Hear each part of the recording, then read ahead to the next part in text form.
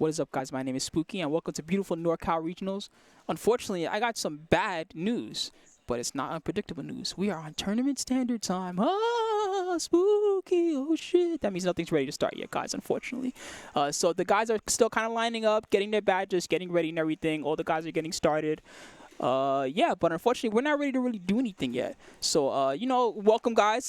Thanks for everybody for being here early, I guess. But, you know, what's up to all of you? And I hope that you guys are all ready for some excitement. In the meantime, there's a lot of really hot fire Tekken action going on all over Twitch this weekend, so make sure to check some of it out. We got the Middle East tournament. That's fire right now. We got PAX East going on. That's also fire. Yeah, and that's pretty much it. Unfortunately, you know, like, I wish that I could do something about all this stuff, but, you know, unfortunately, I'm going to have to pull a card that I've heard from some of the homies before. If you want me to do something about it, guys, well, I'm sorry. But you already know. Yeah. All right. Anyway, BRB, everybody. See you in a bit.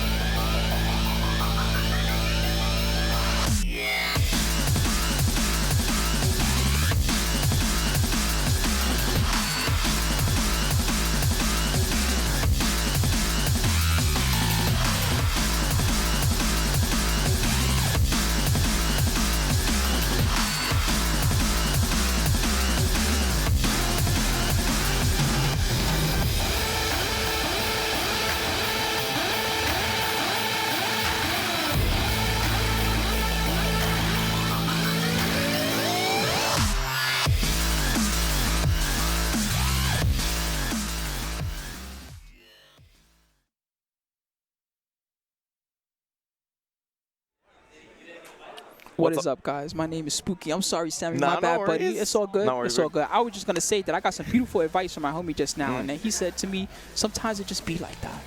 That's the truth. So, sometimes it just be like that. Sometimes right? it be like that, yeah. What up? Anyway, what's going on, everybody? So, Sammy, I'm excited to get to chill with you and talk because we're going to get to talk about one of our favorite games today, of course, going to be Tekken 7. Yeah. And Tekken 7 is really fire this weekend, guys. Not just here at Norcal Regionals, where we got, right now on the stage, I see Jimmyjtran and Runitblack, two really good killers, but we got a lot of good California area players here tonight. Yep. But then also there's PAX East going on. Yep. That's going to be fire. Make sure to check it out. And there's also the Middle East tournament. I'm sorry, I forget which country exactly it takes place in. And please forgive me, but I know that a lot of Japan, Korea, and some local heroes are all there grinding it out as well. Yeah, so it looks like it's a pretty good Tekken all around. It's kind of crazy, you know, it all falls on one weekend, but that means there's all the more for you to watch. I'm going to have to catch up on a lot of matches after it's over. Exactly. But we got some Tekken 7 for you today. Like you were saying before, all the California killers are here out today, so it's going to be a pretty darn good tournament. I'm looking forward to it. Yep, I'm really hyped to see. So we got a lot of stuff that we can hopefully get to study at this one. First off, Jimmyjtran is finally like a good 3 weeks to like a month old, I guess, around there, right? So it's starting to hit that breaking point where people are finding the optimal combo that works for them, and they're finding their own optimal setups, and they're starting to feel more comfortable with the character. Yes, so I feel like there's a strong possibility that this may be a breakout tournament for a Jimmyjtran player. We just had a strong performance by a Jimmyjtran in New York at the House Major, third place by 20Z homie. Dang, not Jay George, but his other homie. I wish I could remember his name right now, but he got third. Fred Distance. There you go, Fred Distance, the homie. Third place with really good performance by him, man. I mean, I feel like it's around that time. But also, we got Aggriken. Guys are starting to figure out Marduk, who better. I think actually better than I thought he was. Yeah, you know, I was like, this character's like middle of the road. That's what I was thinking, right? But no, actually, if you look at the tournaments, I see a lot more Marduks than Aggriken. Yeah. And, yep. The Marduks are just going well. Anyway, guys, in the meantime, we got some casual play that you guys can watch. You know, kind of just see what's going on. It's Runitblack up against Jimmyjtran as Aggriken. Again, this is just casual play. We're still waiting to get the tournament set up. So I will say that what Jimmy J said on his Twitter is that he's going to be running Armor King the entire tournament. The whole tournament? Yes. Okay, interesting. And so he said that for the reason that this is not a TWT event, and he wants to get the Armor King out of the system before Tekken World Tour happens. Well, I'll tell you that, you know, the day that Armor King came out, literally the night of the Tekken World Tour, immediately after in the hotel room, it was myself, Jimmyjtran, Anakin, and some of the Korean guys. And literally the minute this character was out, they were playing already. So this character is way sick, though. I mean, I don't blame him one bit. You know, I think he's very cool. My thing is that, like, I'm not really a King guy personally, right? Like, I don't play King a lot, and I've tried this character I played him. I'm not very good at him, right? So for me, it's like it's hard to get into the mindset of a King player. I can see that. This character can be pretty tough to play. His hop kick is like okay, but the range is like not exceptional, anything like that. And his punishment until 15 frames is not exceptional. It's like meh, right? Yeah. So so what do you get? The benefit is you get really good command grabs, and if you love grabbing, then this is a character for you, just like King is. And it also he's got the special crouch dash that regular King doesn't have. It's pretty nice. Yeah, and on top of which he has some insane damage on his regular just launchers and stuff like that, right? If you get a good launch or you get a good counter hit or something like that, you're pretty guaranteed to do big damage. Like these DLC characters in general, like Geese Howard was kind of the start of the trend where it was like, well, this character's got a 14 frame launch that does like above average damage, right? Exactly. And now in general, Jimmyjtran above average damage, Armor King above average damage, Marduk, I guess he's kind of more like average-ish, right? But he gets you know, the tackle in the 50-50, his which range drive is like God, I don't know how much damage that thing does, but it does too much. And it's like a 2-part range drive too, so the first part hurts if you get countered by it, and then you start to guess on the second part. It's pretty crazy. You can tack it on at the end of a combo and just go for the guess. It's crazy. It's so good. It's really, really good. I think Armor King, you know, for the most part, I think this character is definitely harder to play than King because he has to go for a little bit more poking. He has to play a little bit more neutral. You're saying the punishment isn't as good. I think I agree. But overall, the damage is so good. Once he gets you here, this is where he starts messing you up. But I agree. I mean, you know, it's going to be a little bit, I think, before we get that dedicated Armor King player. I think.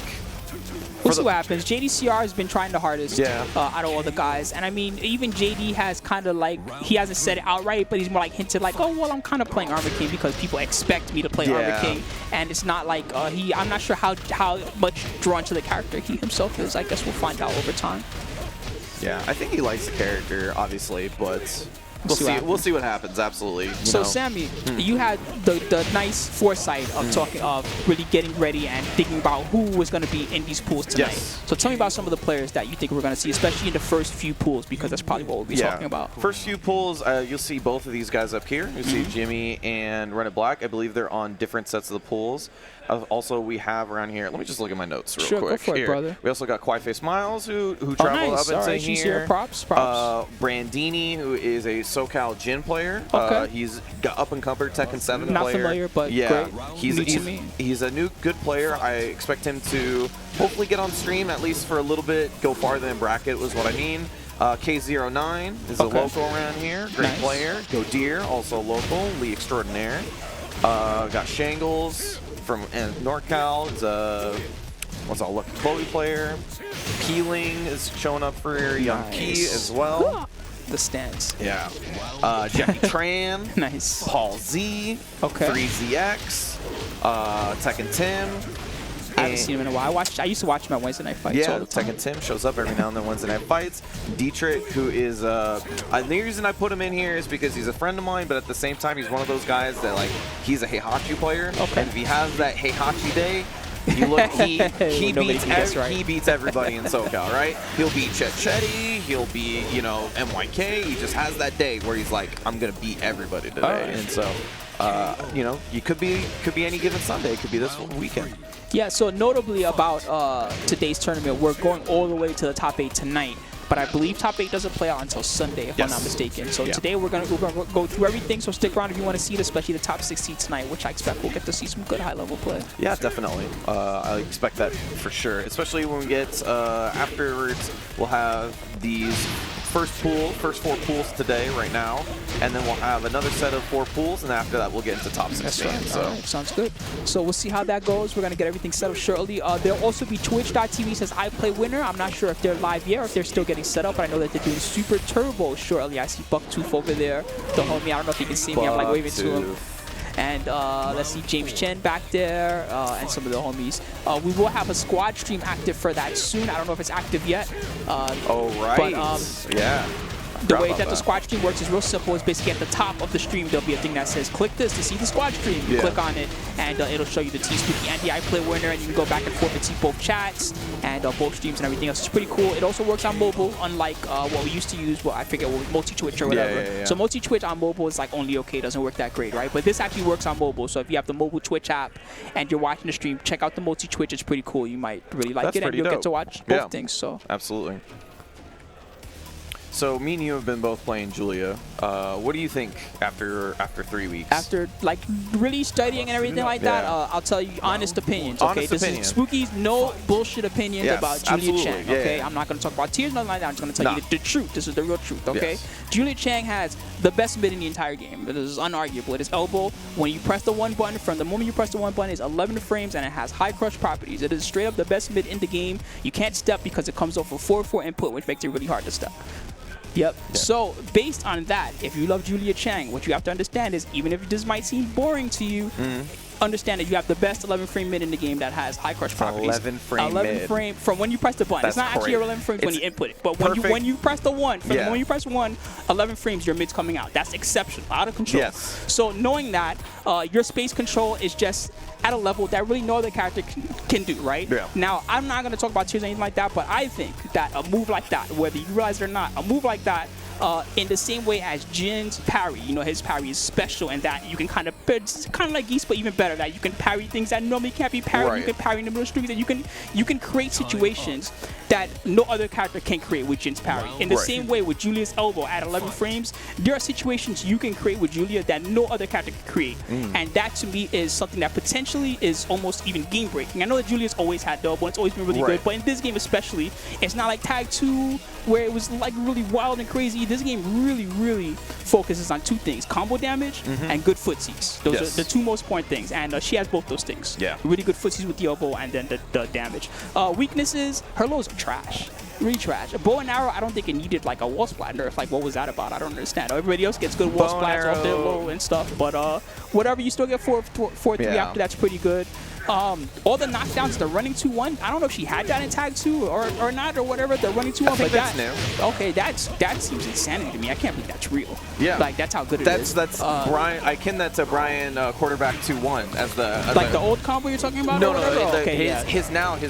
his combo ender, the one where he puts you up in the air because you just get to run up all the way afterwards and you get to be right in their face afterwards, despite being a regular combo ender. Also, some people have talked about this technique. I have not mastered it myself yet, but Jimmyjtran has a technique. Because it's another thing that, along with the elbow, these are things that I consider not game breaking, but they're things that when I look at the best class of characters, these are things that these type of characters have. Some players say that her hop kick is confirmable.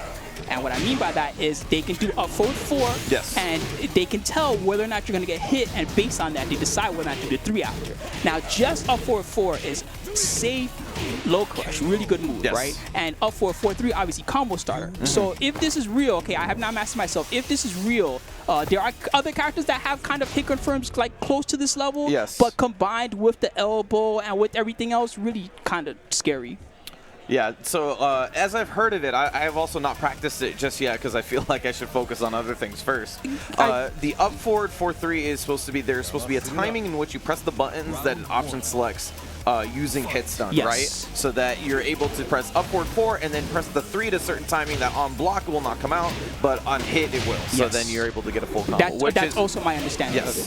Which is I think maybe not broken, but exceptionally strong. Combined with everything else, very good. Yeah, really very strong. So yeah, I don't know. I think that the character has, it's another character like Jin that has overwhelming potential, really deep move list and everything else. I think the biggest weakness is in the lows. Her lows are outside of back 3. I think back 3 is kind of a little bit out of control, but back 3's got great range. It's unpunishable by a lot of characters. There are a lot of characters where you back 3 at the max range and they really can't do anything about it. And then it's +3 on normal hit or something like that. +2 around there, really good. Pretty cheap, but then like the other lows are like whatever. She has her down 3, I believe. -1 on hit. -1 on hit, but 13 frame. Low, but a 13 frame low. It's pretty good. It's a move you should put in your toolkit. Absolutely. It's just, when I compare it to like back 3, it's like back 3 is crazy. Down 3 is like whatever. Down 3 is low that you expect of any good character. War Drum is obviously very difficult to use. It's very strong. Obviously a wall splatting low that's from standing. It's very hard to see when it comes out, but very difficult to use. It's very one of those They're the setups, to be fair. Like, you know, lots of guys have like I saw you even practicing a setup just now on the stage where you do a certain wall ender, like jab into down forward 1. It's 1-2, down forward 3, and then if you do the War Drum right afterwards, the high will automatically whiff. And it's also a confirmable string, to be fair. You don't have to go for the ender and be unsafe. You could just see that they've gotten hit standing and not finish it if you're... Absolutely, yeah, that's true, for sure. And the second thing is that, you know, the, what's it called? The low comes out first, so you can always just do the first part. Sure. Yeah. But, I mean, all things considered, I think you're right. I think her mids are exceptional. She has a throw mix-up game. You know, obviously you can see hands and stuff like that, but you do have to constantly think about... And she has a real throw mix-up game. So here's the difference with her throw mix-up game versus other characters. So there are a lot of characters that actually don't have the perfect combination, which is 1 break only, 2 break only, and 1+2 only. Yes. Or she actually has all 3. She has down forward 1+3, which is 1 break only. Then she has the back 2+4. It doesn't do a lot of damage if they're not at the wall, but still, it's like... You know, to be honest, online, like if you know you're fighting a guy that won't break 2, it's a free 20 damage every time. They're not free 20 damage, and some people react poorly to that situation when they're back turned as well. So the expected damage afterwards is really good.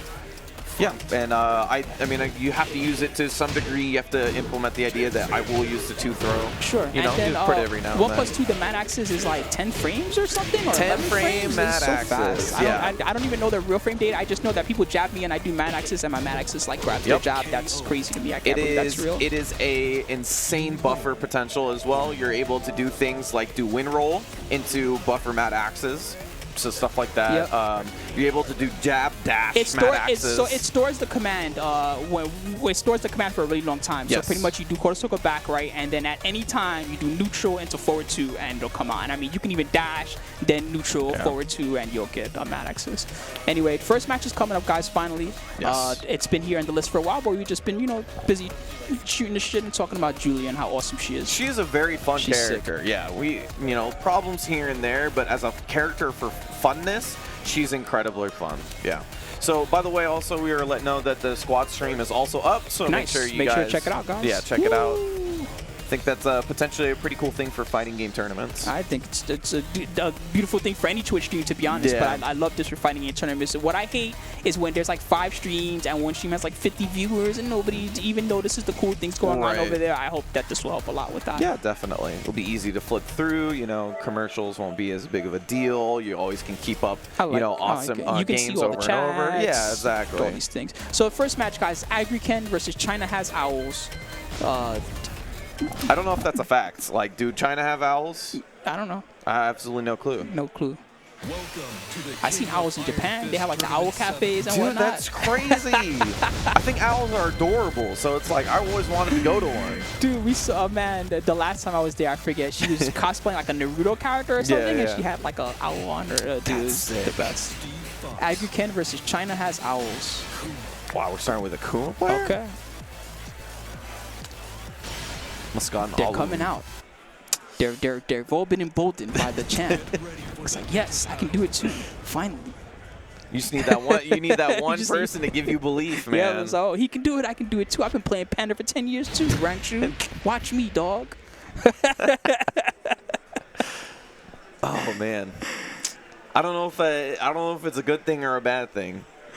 Might be a good thing because all the Bears players are now like emboldened to play their character. Don't be afraid, right? It's yeah. Like, don't listen to anybody that tells you your character sucks. You just tell them the champ plays this character.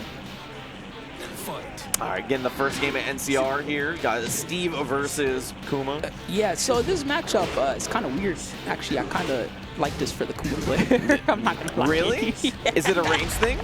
It's more like a damage thing, right? Like Steve's gonna have to work for damage, and Steve's lows are already kind of like not all that, right? Yes, He's really about the poke game, like what we see here. But that being said, you know, the bare natural defense is especially good against the Steve lows. My God, like the Steve stomp sucks against him, and the Albatross low, like you have to really go in deep to get that low to hit against him. So any Kuma player, oh, that was a nice one. Any Kuma player that's aware of that can take advantage. Yeah, he's getting clipped a little bit low right now, but you already see one of the best options he has for establishing that range back one is something that he's going to have to use over and over in order to make sure Steve doesn't get in on him. Now his poke game is coming out. There it is. Beautiful. Wow, all pokes. There, back one. No punish. Eat that. Got to go for that quick mid. That power crush has a little mix-up to it. I don't understand it completely myself, but basically you can do the power crush into nothing, or you can do the power crush into the hunting bear stance. And the frames change based on which one he does. I have trouble with it myself. I always go for a 14-frame mid-punish there if I can, because it kind of covers everything. I think if they don't transition, you can actually launch punish them, but I could be wrong on that. Yeah, I usually do the same thing. I go for a quick mid, easy poke, take plus frames, move on. Ooh. Got the back, nothing afterwards. G-clap. That's big damage. On the wall. That's okay.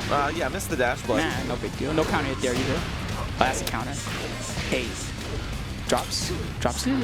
Oh no. Giving a bear a chance to come back. It's dangerous. Yeah. All right, there you go. Right in rage. Doesn't get the follow-up afterwards. Rolls out of the way. Didn't duck that. Scary. His rage drive is so good. Ooh. Oh, there it is.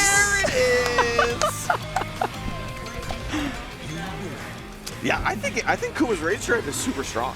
It's got good range. It gives him combo potential off certain things.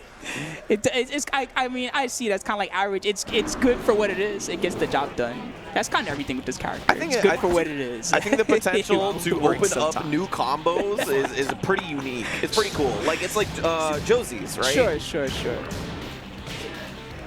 I think you can duck the second hit of that while standing string that he has. Oh my God, please don't. Oh no! Oh, playing a full ground game. Look at that, he's not getting up. Oh man, I thought he was gonna go for rolling low.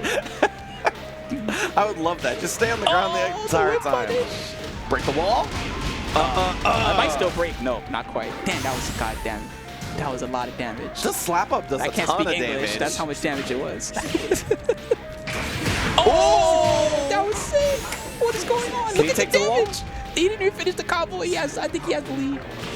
Uh-oh. Pokes back. Oh, shit. Double KO. Are you serious? I think we broke the mics, guys. I'm sorry. We're starting off This is the first match? Yeah, this is great. First match. They're swinging. Counter. There it is. Hey. Missed the wall under. He rolls off. Gets the 10 count. Once again, this is Aggriken versus China has Owls while standing 2 punish. Yep. Yeah, no worries. All good. We just want to let you guys know at home who's who. That's Kuma 1-0 right now on Steve. Hey, nice. There you go. Went for the big launcher to finish it off. All right, this is set point. So Aggriken is the Kuma player, is that right? A power crush. Ooh. Wow, nice. There's a hunting mix-up. Yeah, just stayed in it for a little bit. A lot of respect.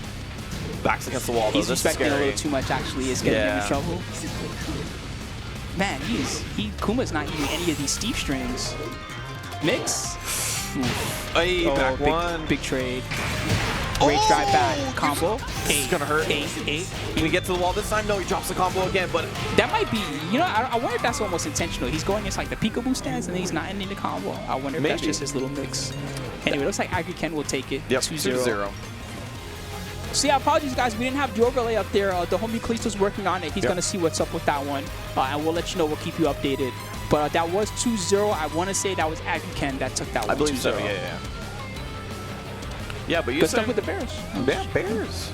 It's cool, pretty cool to see, like, because there's a lot of like legacy Bears players. They've been playing for a little bit now. He's been in a lot of games, so a lot of Bears players play a little bit differently, right? That's what I kind of mean about that Steve versus Bears matchup. Like, if you're Steve and you don't fight Bears a lot, you're just like, what is he doing? My boosts don't work. I can't launch him because I don't have fast launchers. Yeah. And then, you know, he has fast launchers. Freaking Twin Pistons, 15 frames. That combo Twin hurts. Pistons is insane.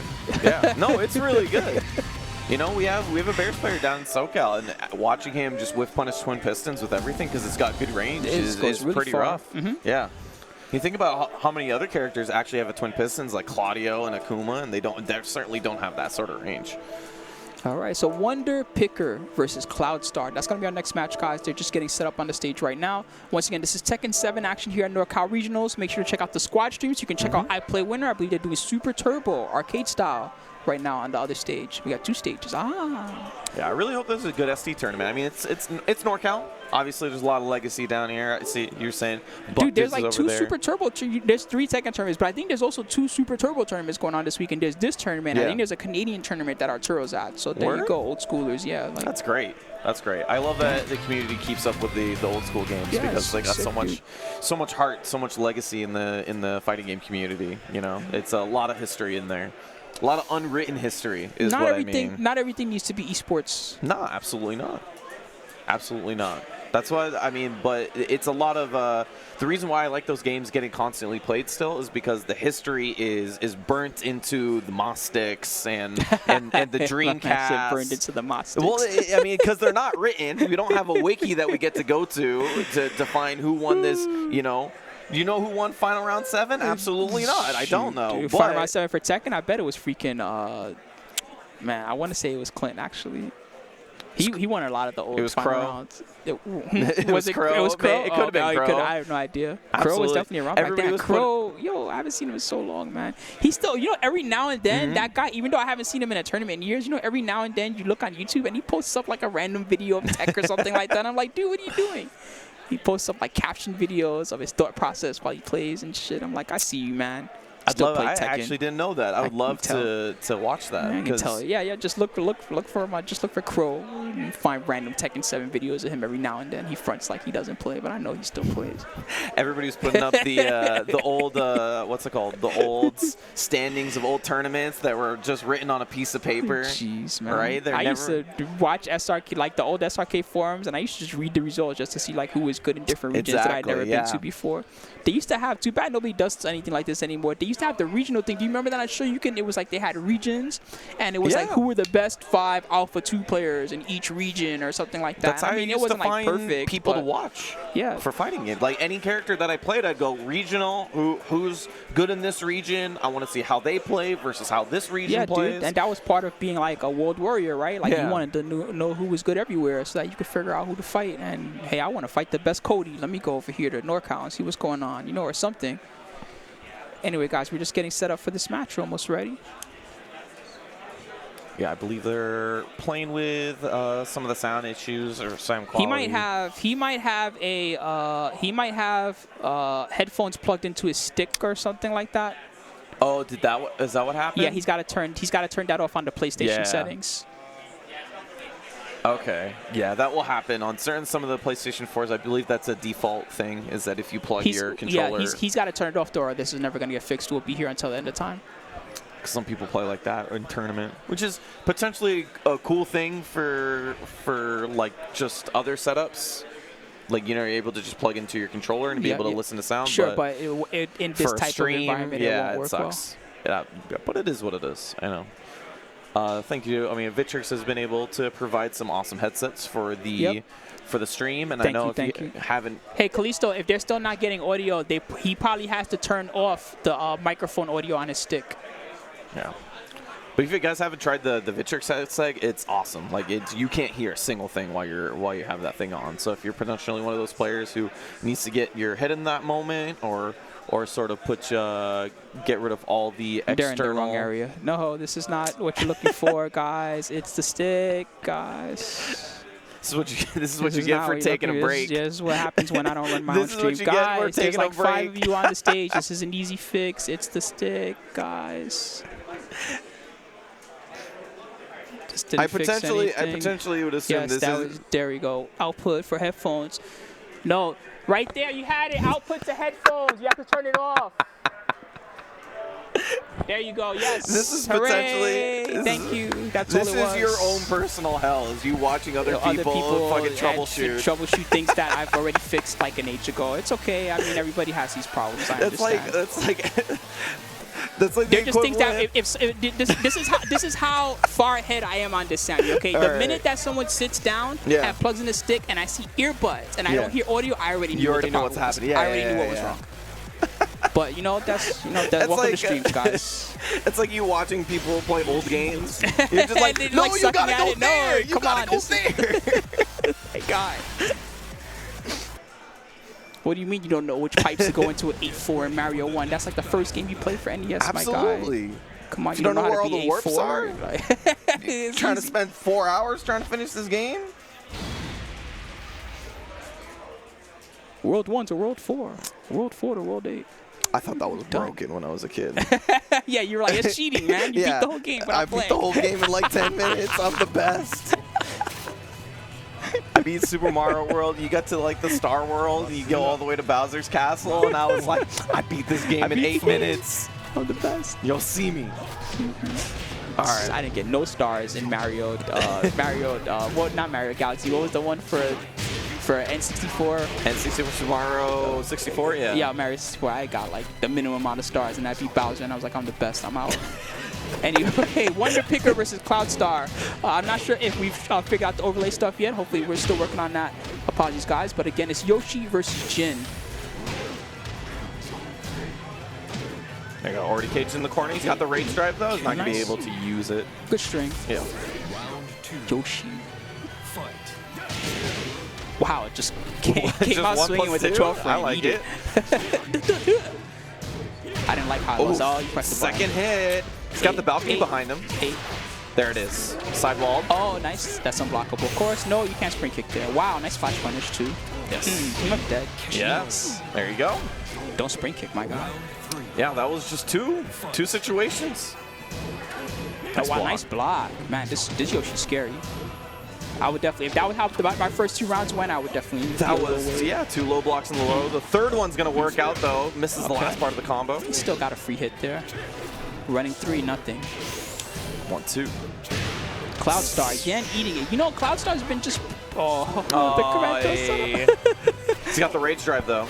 Cloudstar's been doing okay in these rounds, but he's pressing a lot of buttons during Yoshi strings. He's not really kind of confirming what he has blocked. He's just like, see, you got counter hit again there. All right. Wunderpicka. He's a wonder. That was kind of wild. Yeah. I mean, not a lot of... Sometimes you don't get that Yoshi experience, especially not a lot of good Yoshis out in, you know, just the world in general, so... See how it is. I want to fight this character more. Every Yoshi, especially when this game first came out on console, every Yoshi was telling me, oh, this is the best Yoshi ever, and I love Yoshi. And where the hell is he in tournament half the time? I never see him. Thank you, Wunderpicka, for even being here. That's a relative thing, though, right? I mean, they all tell me that this character's so good, and then I look in tournament results, it's like, yo, where'd all the Yoshis go? You all say that you love this character. They're playing like freaking Nina or something. It's like, are you serious? Hell sweeps. Making business decisions. That's a business decision, man. Pick the wedding dress. Yeah, absolutely. Round number 2.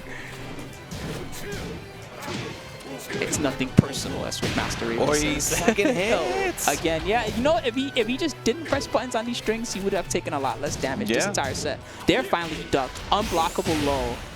It's cheap. It's low and unblockable. I wasn't gonna block it anyway. Yeah, exactly. So whatever. That's why I feel weird about that move. It's like I wasn't gonna block it anyway. Those types of moves make me laugh. Like the moves that hit low and high. Like at first you're like, what? It hits low and high, but I can just low block it. I don't understand. Why is it low and high? That's how I always feel about that. It's just like, this is unnecessary.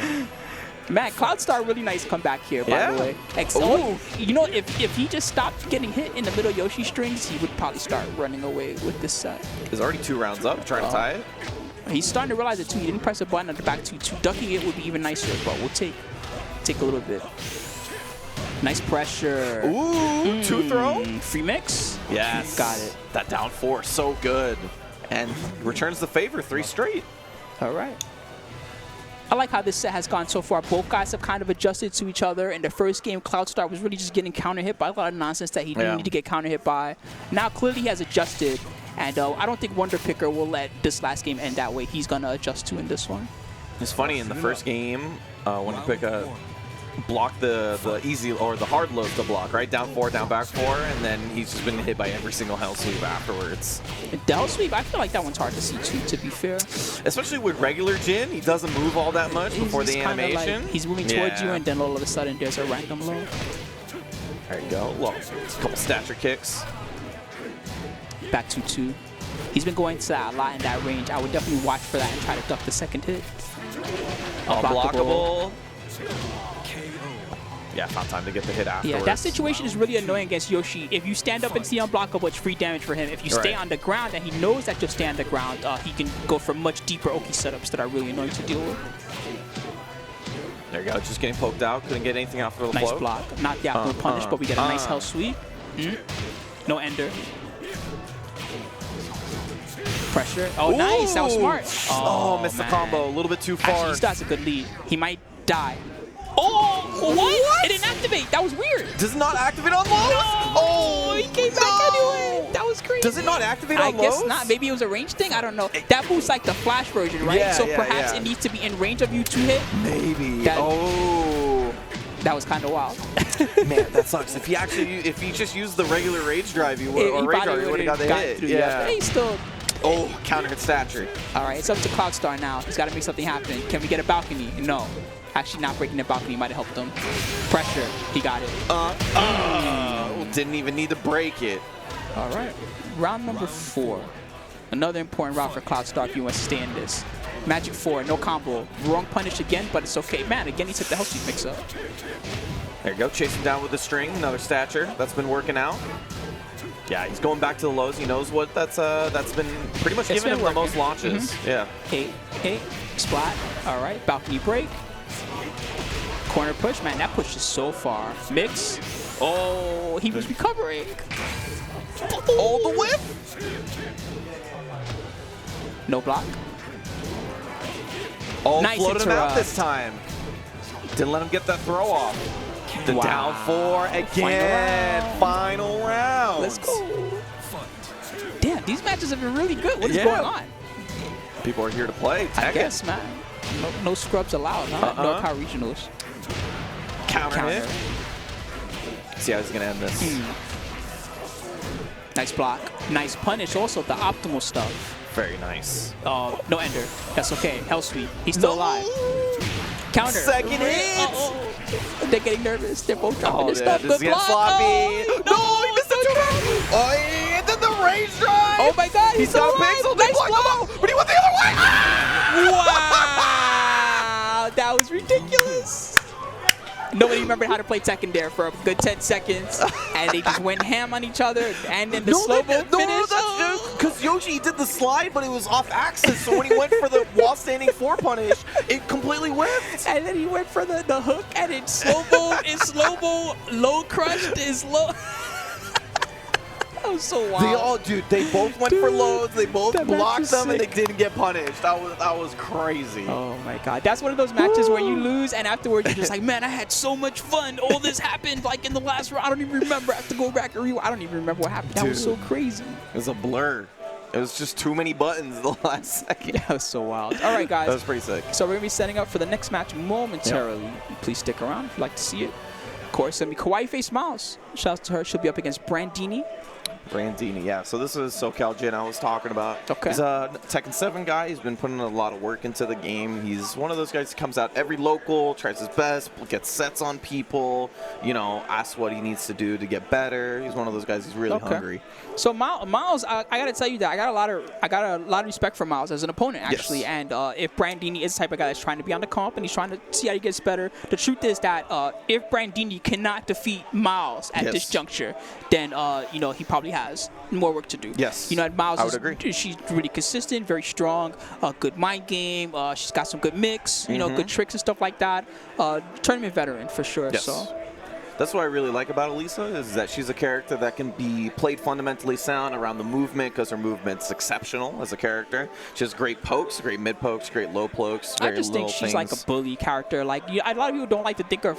I guess a lot of people don't really try to categorize her that way. But I think when I think of Alyssa, I think of like a Paul. You know what I mean? Like I know she's not trying to do, but she's doing like the same sort of thing. She's like she's attacking you from half screen away with moves that you're just like, okay, well, should I react? Should I try to hop kick? Should I do nothing? And then she's got her own hop kick that's really good. She's got all like the chainsaw stuff. You can't tell what's going on, and she's a good character. Yeah, I think she's a great character.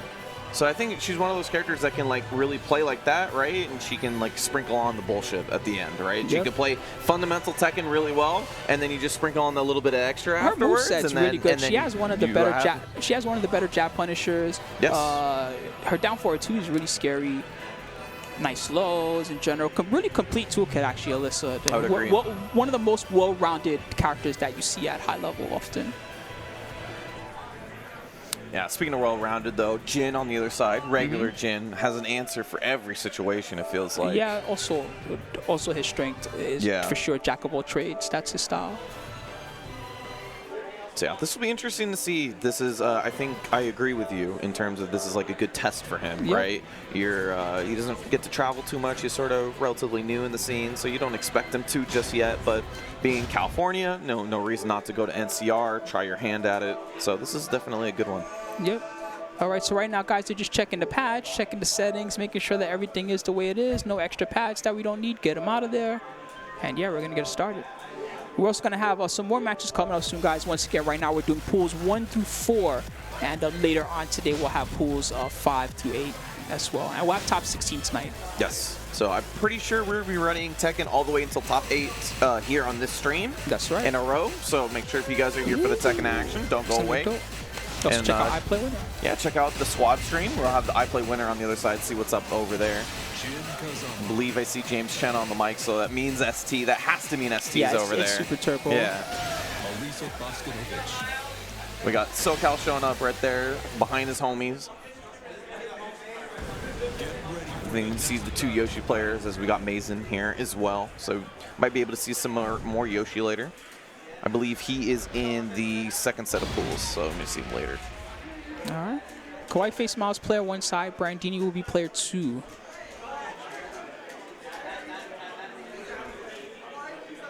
Norcal Regionals 2018. Thanks, of course, to all our sponsors. Windjammer's back again, huh? They must love this place. It's Norcal. It's Norcal, man. Windjammers 2 coming out. Yep. That'll be good. Well, let's get into this one. Going on to Soup. Pretty small stage, so you expect a lot of wall games. Yep. Alyssa's carry is a little bit better than Jin's is, but it's not going to matter really on this stage. Yeah, that's the best part, right, is that it mitigates it a little bit. But one of the things I find really fun about this stage is that you can decide whether you want to like play a little bit wall game or you don't, right? You can sort of parallel yourself to the long way of the stage, or you can sort of play a little bit perpendicular to it so that you play with the wall a lot. I just like that the walls don't do unpredictable things on this stage. I hate like the crescent stage, not the crescent, you know, the round stages where they slip and slide all over the walls and whatnot. This stage, what a block! Big wall! Ooh. That's the confidence booster right there. You block the low in the first round like and then that. he stole the round with that Yeah. too. Well, she won't make that mistake again, best believe. Yep, nice fake out. Good block again. Okay, he sees the mix. We gotta look for that match at 4. Backs against the wall though.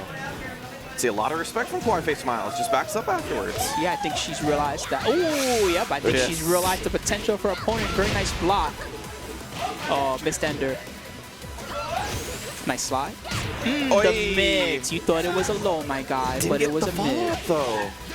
That was gonna be it. Potential to steal it again. Armor. Oh! Blew through the armor. I think we broke the mics like 5 times already, guys. It's only the 3rd match of the day. Oh, almost whip punished. Shoe shine. Consistently, Miles has been able to get Brandini to the wall, but hasn't been able to like really capitalize with like a wall slap. She dropped a couple wall combos to be fair. Yeah. Oh, good block. Nice block back. A scary night. Oh, that's that's Brandini. it. All right. Impressive. Brandini playing with his back against the wall most of the time there. So that's impressive to not get wall splat in that situation. All right. Yeah, and he looked New really good. Yeah, he looked very strong there. A couple of really nice comebacks. Yeah. All right, infinite stage. So we'll see. I'm interested to see how the infinite stage will affect how Kawaiifacemiles plays, because like I was saying before, Elisa very strong in the movement category. She has a very good backdash. So you could see that potentially she decides to play a little bit more neutral. Maybe. Decides to backdash a lot and look for little pokes. Play that like you were talking about. You can like make mix-ups from full screen, right? Sure, Go for boost into a low or something like that. I think that the mood is not that way right now. I think that she's going to be aggressive. We'll see though. Yep. Ooh, wow. Nice Starts block. off with an L sleeve. All right. Wanted to test her, and she passes. Yeah, it seems that aggression is the play here. Yeah, it seems like it gets the combo this time off the full charge. Nice mix. Yes. This time opting for the down back 3 rather than the slower low.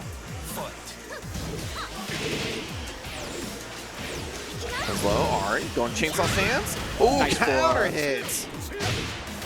Get that new crumple now. So it seems like Brandini's answer to those situations where he's small minus is that he goes for the 4. It's not really a panic button 4. It's more like a, okay, I think you're going to try to continue your pressure, so I'll press 4 here. Yeah. And he's been getting good mileage out of it. It's a great button. It is 13 frames, so great way to stick it into big gaps. Yep. Anytime that they're around -4, -5, that's not a bad time to go for the 4. There you go. Got the punish, and then the low afterwards. Even our rounds. That's SoCal popping off. Yep. They're getting excited.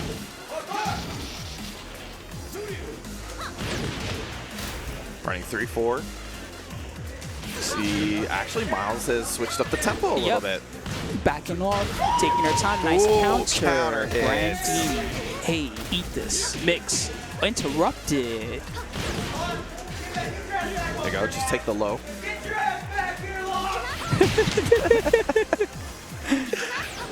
Mix again. Rowdy. Oh, the Ooh. fake outs. Nice double mid.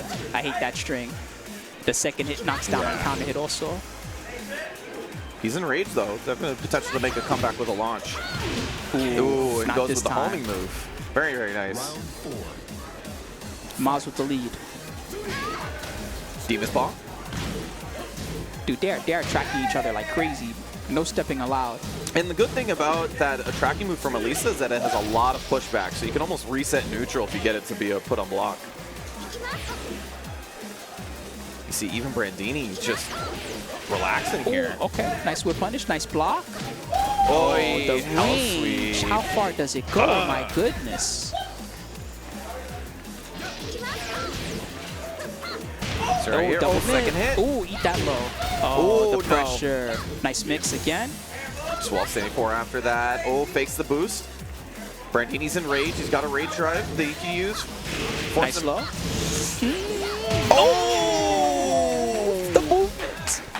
Damn, you see her face? That face was mad serious. Look, that is stone cold. Hey, Sammy, Ian needs his room key right now, my guy.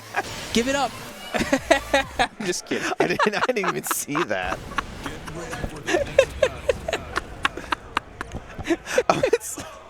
It's not on the top there. Yeah, It's like he needs a in the room booth, key. in the booth, what happens is Kalisto or the homies, whoever's directing / producing at that moment, they actually give us notes. So there's just a giant note on the screen that says, "Hey, Sammy, you need this room key." It's like in caps and like highlighted and shit. Anyway, I should probably stop swearing because we're at Norcal Regionals and we have sponsors. Forgive me, sponsors. I love you, Arcade Shop. I love you, Split Frame, PvP, Marvelous Customs, Zowie, and of course, Vitrix. Thanks for the headsets, homies. Windjammers 2, check it out. Let's play some Tekken. I'll go into a very similar stage to Sook, but much, much bigger in size. Ooh, the step again. There you go. This is the test for Brandini, right? We were saying before that this is sort of This is like the a cap, but you, after having a great first game, you lost the second one. So it's like, how are you looking now? The It's not mix-ups are looking coming great. out too. So he's getting step left a lot. Yes. I'm not sure what moves he should use to adjust for that. It's just something that I would consider. Oh, he's got to stop going for that. Yeah, She's he's done not that ready a for it. few times now. It's been blocked over and over. Oh no, back's against the wall though. This is scary. Nice. He's trying to find a splat. Not gonna happen. She's escaped. Kawaiifacemiles. Goes for Beat the low. power crush. That's very common. That running move puts you like -3 or 4, so power crush afterwards is very common. With it just goes for the safe mid there at the end. The poke game really came out. And now it's hard because it's hard to play safe when you're the one that's behind. Yeah. Oh, it's. Ooh. Miles is so scary once she gets started like this. Yeah. Everything seems cool, but no, everything's a mix. And she's using the little tells, and she's waiting for you to duck before she does her mid. And it's all things that are really annoying to deal with when you're on the defensive. Now, a little bit of a life lead here, though. If he plays calm, he can definitely play with it first. I think he's trying to close the gap, not let her go for those full boost mix-ups. Back 3, you see it, the amount of range that it gives you. Mid again. A lot of checking back and forth, my dynamic range! goodness. Oh no, the sidewall saves his life! He's still in there. Oh, Oh, that might hit, does that he might hit. whip 13 punish? frames, 13 frames. Ooh! Yes! She's dead, she's dead, never mind. Jeez, Yeah, barely. that low on life. 8 seconds left. That was scary. Great whiff punish there, Brandini That was keeps himself feeling alive. like it was over. Yeah. Nice one by Brandini to stay alive. Counter. There you go. This is momentum. He's this is what dragging needed. himself Drop back high. into this. I think he could have gotten more out of that combo, actually. Yeah, a little bit. But I think for the first part right here, he's trying to just get back into it. That back 3 gives her some room. Running slide from full screen, not afraid to go for and a power crush. Think he still has the lead. Poking. More pokes. Oh no, that's a high! She went under. Counter! Counter. He wasn't ready for the follow. Could get the wall standing 4 pickup. Slide fake into the low. Yeah, Shushan, he's in rage. He can use that same option as before. Oh, the low. Oh! Hell sweep. Does he have enough damage here? Rage art. I think it's enough. We'll see. It might It's be gonna close. be close. Last is the one that matters. Oh! Wow. Final round. Brandini clawed himself back into this match. Trade. But actually, lucky trade for him. He would have gotten launched there. Slide. Mix. More mix. Just a stature, trying to check afterwards. Ooh, Last he killed hit. it on the string. Wall. This is good. Good mix. Goes for the mid this time. Nice blocks. Patient. Tries to Step. break the ankle. No go. Okay, nice punish. Sliding. Back against the wall Close. again. It's like the first game. Oh, the chainsaw mix-ups are so scary. Good block. Oh, the movements. Punish. Man, if he would punish that. Oh, Miles. The wall pressure was too much. Kawaiifacemiles. The destruction stance got you her see a that look? lot of reward. Yeah. That was another good set, man. I know you wanted your homie to take it, but I did. oh, they But, both played so good. You know, he got a really good showing. Everybody who's watching this puts him on notice a little bit and goes like, all right, you know, I can't go into this tournament against this guy, you know, just half-assing it. I gotta I got to put in some work, because he did. He put in some He did, work. no, he did looked good for him. And I got to get up to Miles also, really impressive. Good tournament nerves there, especially. Really just wrecked the first game. Yeah, The first game absolutely. was all Brandini, just completely wrecked. And her adjustment by the second game, because she was a totally different player by game 2. And the crazy part is that afterwards she went 5 rounds, right? She took it all the way to set point, and then Brandini clawed 2 rounds in. And sometimes that doubt sort of creeps into your head afterwards, right? You go like, I thought I had it. I was so close. I have 3 set points that I didn't capitalize on. So, I mean, very close, but Kawaiifacemiles takes it out in the end. Now we got My Wallets, P.Ling. I love the sponsor. It's a good sponsor. Self-sponsored. Created here in Norcal. Self-sponsored. Yeah, self-sponsored.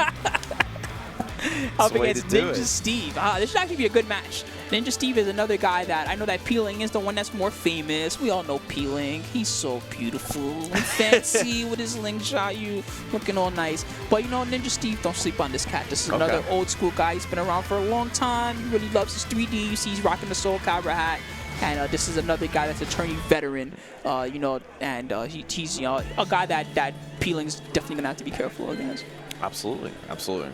This is always the best part about going to different tournaments around the world, right? You get a lot of those old school people who don't necessarily travel anymore. They got work now or whatever, but they're the old school cats in that scene, and you know, they get to go out to 1 or 2 tournaments. And this is sort of related. You know, there was the big drama a while back with, or not even that long ago, with Evo Japan and the Street Fighter winner. It was Momochi, right? And you know, Momochi has been protesting silently, not really like openly, but he's been protesting the whole esports licensing in Japan, right?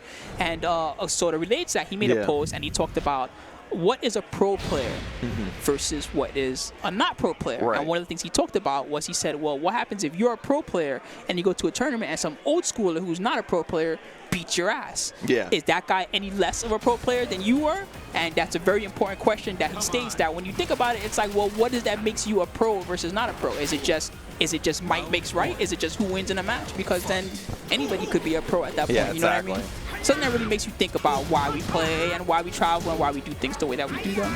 It's definitely interesting, right? You know, at some point people think that maybe just being a pro means you have letters before your name. And at some point maybe it is that you are self-sponsored. Does that make you a pro? Sure. You know? Yeah. Is it just winning? You know? Yeah, exactly. There's lots of guys that have won a big tournament and been completely unsponsored and just won the whole shebang. Yeah, their entire life, right? You know, legends. CPU won Evo for Smash Brothers. That kid was not even sponsored. That kid was like 14 or something. Yep.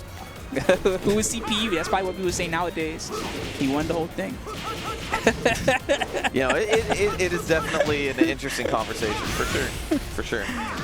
This one, though, we expected the Ling, obviously, because that's his fame. Yeah, but he also loves Lei Wulong. He was a Lei Wulong player also. He played both of them in tag, I believe. Yes. Yeah.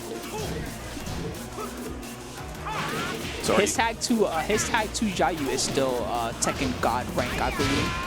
Or Tekken King, one of those. Yeah, but when Lei came out, he put a lot of work into this character. I think he sticks to Link for the most part as a tournament character, but obviously the Lei working out, starting off strong that here. Was a mauling. All right, well, we'll see how Ninjasteve can adjust. That looked pretty tough. P.Ling definitely showing a lot of expertise there. This character is also not popular. My God, like, good luck finding a good Lei Wulong player to practice against. Yeah, I mean, I think that is something to be said. You know, a lot of people were happy that Lei Wulong came out, but in terms of a good Lei player that can give you matchup experience for other tournaments, it's going to be really difficult. It's difficult. And the thing is that this character has such a large moveset that you get to a different Lei player, and he might play entirely different. Yep. And then there are the guys that have patterns, and there are the guys that don't have patterns, and back to 2. Oh, the trade? Oh, we'll take that. Thank you. Yeah, P.Ling looking comfortable. Comfortable as Lei down there. All right, man. Well, I guess we had to have one that was kind of a mauling. I feel kind of bad for Ninjasteve here because I know that this guy's Yoshi's actually mad nice, but man, P.Ling's Lei is looking like on another level right now. He's a great player. Ooh, got the screw. It's gonna be float damage though, so not quite enough just yet. Oh, what a whip punish. My goodness. Sidewall. No, actually, he got the screw. He wasn't ready for it. Oh, wake up kick. Oh, nothing combo. Rolls in. Yeah. Kind of flinched at the jump forward. Don't really expect it, especially after getting knocked down, but that's 5 rounds straight for P.Ling. Whip punish again. Carried to the wall. Just missed it. Try to cage him in. He's using the haha steps to create space. Oh. Drop the elbow. Just need a pixel left. Oh, gets the wall splat. Come on, Time let's do for a something comeback. with it. Come on. Oh, he did not get up into it. Man, P.Ling. Yeah. Looks like he's familiar with the matchup, obviously. Yep. And that 6 round straight pretty quick. Like you were saying before, we're probably due for one. Yeah, I guess. I feel kind of bad because it was Ninjasteve, the homie, out of all people. But, I mean, P.Ling really, I kind of want to see more of that. He really showed a mastery of Lei Wulong that we have not seen very much of yet. Yeah, there's very few Lei players that feel comfortable with that character in tournament play. So cool, we get to see a little bit. I expect him to go to... A little taste. Yeah. Might see more of that later. So next up, we got another good one. It's going to be CCG's Runitblack versus Velvet Thunder. And Velvet Thunder is actually a player I'm not too familiar with, so I'll be learning about him today. But, you know, Runitblack, this guy's a SoCal native, old school, I guess kind of old school. He was most well-known in Tag 2, although I know that he did play a lot before then. Yes. Jin is kind of the character that he goes to the most. And yeah, he's really good lately. I got to give it to him. He was very close to qualifying for last year's tour. I think he ended up around 34th, something like that, pretty close. And I think that this year he actually has a good chance. He's probably one of the guys that I would say is like most improved when we go from Tag 2 to Tekken 7. Like Tag 2, he was kind of the butt of jokes and people would like laugh about him and stuff like that. And yeah, lately we laugh about him throwing pads and things like that, but I don't think people laugh too much about his actual in-game play anymore. Nah, he's definitely one of the scariest players playing in the tournament, right? Just plays very strong character. He's an expert at Jin, and he's been putting a ton of work into the game. His character is one of the characters I fear the most. It's not just the well-roundedness; it's more like the potential power of the character. I know he doesn't necessarily excel in one particular area, but everything is just so complete. Yeah, and for me personally, I think that's what makes a phenomenal tournament character, right? You don't have any problems versus any matchups. You have answers for every situation.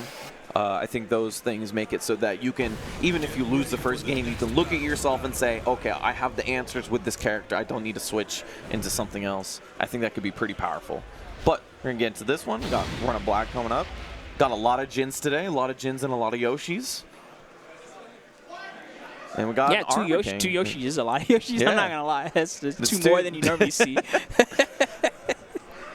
2 more, and Mason's around here, so you expect a 3rd one. All right, Runitblack and Velvet Thunder. He's got the Armor King. Dude, I love the Armor King win pose. I don't necessarily risking a loss on Runitblack, but dude, the Shiny Wizard win pose, that's like the greatest thing that I've ever seen.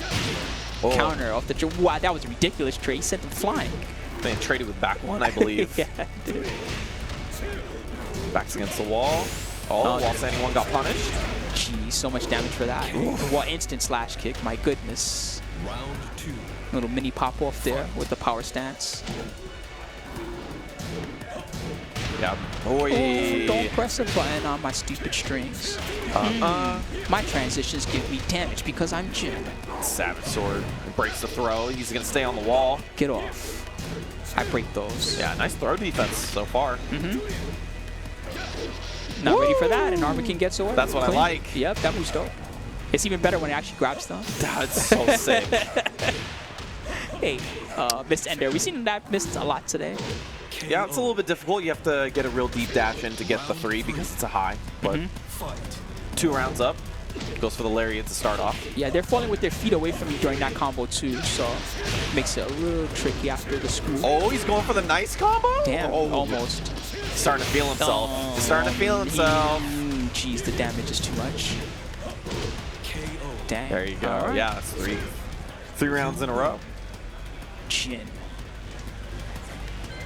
Yeah, Jin's so good. Never got to see the Armor King get started, unfortunately. He's a character that can be pretty scary. He tried. I mean, he went for a couple throw mix-ups here or there, a couple other things. He didn't, but you're right.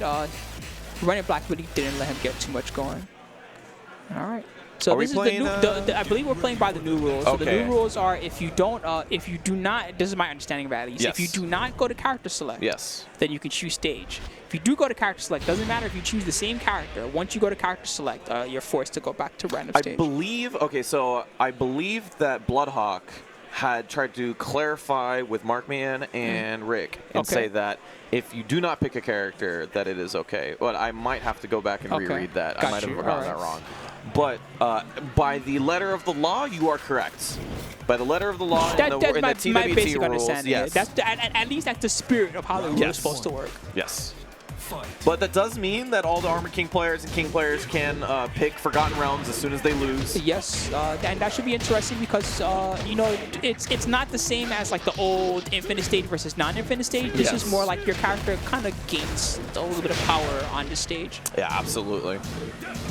Even Armor King here, he can turn his generic 2-throw into a floor break, which is pretty strong.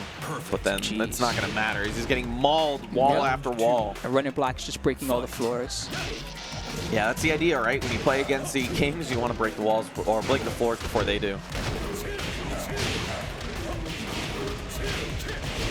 Savage Sword finished it off, not going to break that time. Jeez, the damage. Yeah. Dude. Oh my goodness. Not even now back 3 is allowed. You can't do that. That's rough, man. You know, yeah. First low in a while and it gets blocked. Like, that feels awful. Yo, plus frames. Oh, back one. Oh, hard combos. Nice. Oh. Okay. I like it. Okay, I thought he had something crazy. I thought so too. I thought he was going to do like down back 2-4 after that and keep the combo going. I do like that though. That's that was dope. Because that combo off the back one is not fun. So I really like that combo from him. Ender. The damage. Nice. Stays ducking on the throw. 1+2 got punished. Only a small punish. Yeah. Oh, Demon Paw into wall splat. That was the finish. Yeah. 2-0. Quick and easy for Runitblack as he moves on through the bracket. But you expect a couple of those for a player of that caliber. Yep. All right, so good stuff to Runitblack. He was looking really solid there. Velvet Thunder will get the tries bucket and losers bracket, and I'm sure that was a couple matches in, so I'm sure that Velvet Thunder got a couple wins to get to that point. Yeah, we're trying to roll through these, trying to get our couple top 16 contenders here. Screw you, Runitblack. Oh, I actually flipped it. Oh, God, like. I'm sorry. Don't hate me, please. I love you. Man, Spooky turns into a commentator for one tournament, and he starts breaking the stream. Oh, I don't have to fix this? Whatever. Broken. I'm sorry, Kalisto. Don't hate me. Troubleshoot I love you, bro. this. You're my homie. Troubleshoot Spooky breaking the whole stream. I really broke it. See, what you don't know is that he's testing you, Callisto. I'm sorry, He's Kalisto. like, if I really break this as a commentator, can you fix this? Oh, there you go. I'm sorry, Kalisto. Don't hate me, bro. I probably broke the projector and everything just now too, I'm sure. See, kids, this is a PSA. Don't be too Hollywood, otherwise you just break shit. Yeah, I'm sorry, guys. I tried to be cool and funny and creative, and instead I like ruined Kalisto's stuff. I'm sorry, Kalisto. I'll be a regular commentator now. Jimmyjtran. Oh, we got Jimmy versus Aggriken. We saw Aggriken a little bit earlier today.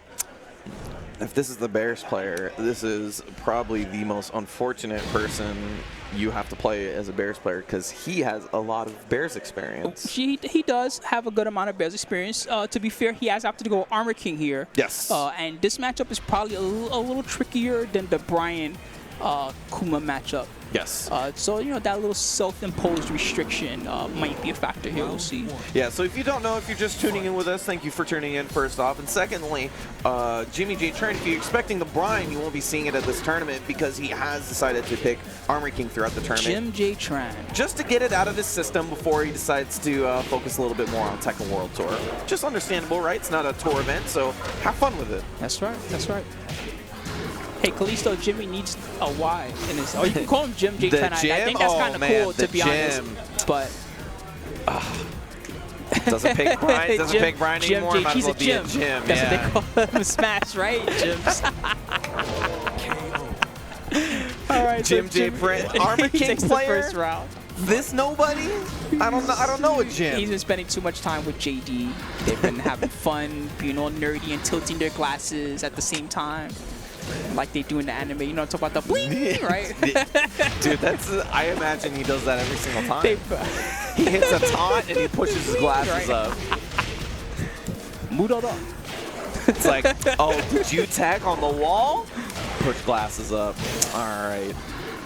Now he's looking strong though right now. keeping it simple, just poking at him. Okay, that was dude. Stun. Jeez. That didn't even look right. It looked Yeah. like the bear tried to like cold him or something. Instead, it was the bear getting You stunned. see him go for the crouch dash throw in the first game? You couldn't even see him. Oh, counter hit. Nice. All right, let's get some damage. Oh. Wow, he grabbed him out of it. Wow. And he's Into the gonna get a whole wall. splat. Jeez. The one-time sidewall will not save your life. Okay, nice punish. Oh, wall splat. Man, all of the throws do not look right on Kuma. It does It's look so crazy, funny. right? Think about how wide he has to spread his arms to do that, right? He's got to like grab that huge torso. Man, strong. I didn't know they made luchadors like that.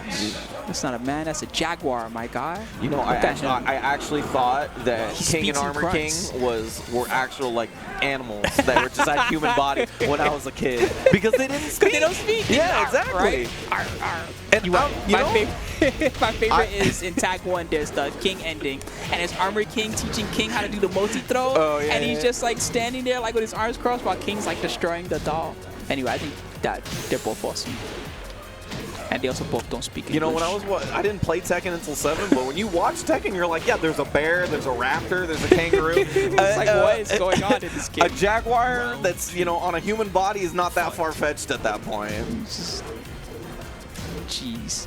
All right, Jimmyjtran has been looking very strong here. From an analytical standpoint, there's not a lot here that we haven't seen. It's more like his approach to fighting the bears is just very solid. Oof, using that stunner a little bit more. He tried to get him standing up with the tackle. Second hit, didn't duck it. Nope. He was just trying to outrange it. Yeah, Crouch dash. Ooh, you're nuts. Bears have nuts too. You see how much simpler he's taken the game, right? Just Yep. pokes, just simple here's and there's, and you know it takes a lot of skill to do that. I mean, I know I've been trying that a little bit more, trying to try to run people over, play more neutral, force yourself to play more poke game, and you know it takes a lot of knowledge of the game in general in order to play like this. Sure. I definitely love what he's doing here. From his standpoint, see the space that he's at there, the range 3, right? When he's at that range, the only move that he has to fear is the twin pistons. There's not too many loads that Kuma can do from that range, and even stuff like his jab won't reach that well, right? So often he'll stay at that range, and he'll only attack when he's inside of that range, if that makes sense. Yeah, but finally, round there. Aggriken takes the first round, right? Let's go, Aggriken. Show him something. Wow, nice, man. So smart. Wow, nice low parry. Big low parry. Splat. Oh, that might be a Bears combo that kind of messed up on the side Maybe. wall. What? Oh, that's smart. He's going for the option select. He does the multi-hop there. Yeah. Oh, chain Ooh, throw in the back of the head. Come on, that's animal cruelty, my guy. No, it's fine. He's got a helmet on. Okay, you're right. Didn't hurt as much. Yeah, No big deal. that was legal. Never mind. Yeah. Jimmyjtran takes it. All right, man. Jimmy. That was kind of a mauling. Yeah, it's fun to watch though. I really like. He's so good. Yeah, just watching like fundamentals hard at work. You know. It's just it doesn't feel good sometimes. That's all. When you're the other guy, When like you're dude, getting it picked doesn't- apart it like doesn't feel that, and then you watch the video later and you're just like, oh, you know, sometimes the commentators talk shit about you while you're losing and like, oh, this guy's a scrub. And you're just like, oh, I failed. That's all you can say. Yeah, when you play a type of guy like that where you kind of get picked apart, like a lot less combos, you're not getting ran over in 6 rounds per se, but you're getting picked apart the entire time. It does not feel Hold on, good. is his name really P.Ling? And he's got the P.Ling. Is that P.Ling? Oh and my god! He's got the Nike jacket and everything. Is my man cosplaying P.Ling at the tournament? Oh no! All right, it's P.Ling versus Whatzit Tooya.